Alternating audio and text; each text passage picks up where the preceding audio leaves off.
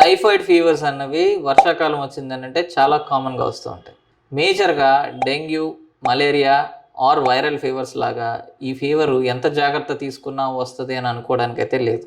కొన్ని జాగ్రత్తలు కనుక సరిగ్గా మెయింటైన్ చేయగలిగితే మనలో ఎవరికైనా మన పిల్లలకైనా సరే టైఫాయిడ్ రానివ్వకుండా చూసుకోగలుగుతాం. ఫస్ట్ అండ్ ఫార్మోస్ట్ ఏంటంటే టైఫాయిడ్ అన్నది కంప్లీట్లీ వాటర్ బార్న్ డిసీజ్ అంటే నీళ్ళ ద్వారా మాత్రమే వస్తుంది. అది కూడా ఆహార రూపంలో తీసుకుంటున్న నీళ్ళ నుంచి మాత్రమే వస్తూ ఉంటుంది. ఎక్కడైనా మున్సిపల్ వాటర్ మనం డ్రింకింగ్ వాడుకుంటున్నా, లేకపోతే ఫంక్షన్స్కి వెళ్ళినా ఆ వాటర్ని ఎప్పుడైతే సరిగ్గా బాయిల్ చేయలేదో ఆ వాటర్ కన్సంప్షన్ వల్ల మనలో టైఫాయిడ్ రావడానికి ఆస్కారాలు ఉంటాయి. అలానే ఎక్కడైనా సరే ఫ్రూట్ జ్యూసులు తీసుకుంటున్నా, పానీపూరీలు తింటున్నా, దీంట్లోకి వాడే ఐస్ కానీ, వాటర్ని కానీ, మినరల్ వాటర్ కానీ, లేకపోతే ప్యూరిఫైడ్ వాటర్ వాడరు. సో దగ్గరలో దొరికే ట్యాప్ వాటరే వాడడం వలన దానివలన కూడా మనలో టైఫాయిడ్ రావడానికి ఆస్కారాలు ఎక్కువ ఉంటాయి. సో టైఫాయిడ్ రాకుండా ఉండాలంటే మొట్టమొదటిగా చేయాల్సింది ఏంటంటే ప్రాపర్లీ కుక్డ్ ఫుడ్ ఏదైనా సరే బయటది తిన్నా మనకి ఇబ్బందులు రావు.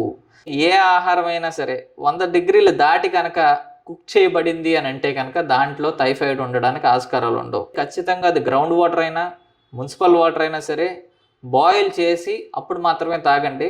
వేడి చేయడం కాదండి, బాయిల్ చేయాలి. అంటే మరుగొచ్చే వరకు కూడా నీళ్ళను కాచి ఆ తర్వాత చల్లార్చుకుని తాగాలి.